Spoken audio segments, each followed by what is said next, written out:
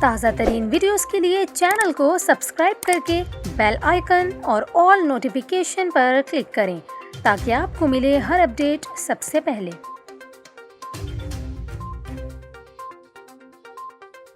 اور ابھی آپ کو اہم خبر سے آگاہ کریں، کراچی میں ترقیاتی کاموں کی آڑ میں بڑی جعل سازی سامنے آ گئی۔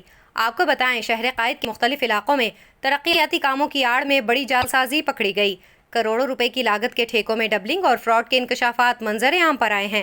کراچی میں جاری صوبائی ADP کی 14 ارب سے زائد لاگت کی ترقیاتی اسکیمیں متنازع ہو کر رہ گئیں۔ سندھ حکومت، محکمہ بلدیات اور محکمہ پلاننگ اینڈ ڈیولپمنٹ کی مبینہ نااہلی، غفلت اور مبینہ جعل سازی کا بھانڈا پھوٹ گیا۔ ایک ہی ترقیاتی اسکیم پر ادارہ ترقیاتی کراچی اور واٹر بورڈ حیران کن طور پر علیحدہ ٹینڈرز جاری کر کے ترقیاتی کام کرنے میں مصروف ہیں۔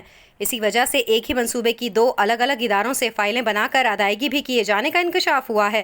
سرکاری فنڈز کی انتہائی بے دردی سے جاری لوٹ مار پر کراچی کے سینئر کانٹریکٹرز اور شہری حلقوں نے اپنے سر پکڑ لیے اور وفاقی تحقیقاتی اداروں نیب، FIA اور ٹرانسپیرنسی انٹرنیشنل سے فوری تحقیقات، جبکہ عدالت عظمیٰ سے ترقیاتی فنڈ کی جاری لوٹ مار پر سخت کارروائی کا مطالبہ کیا ہے۔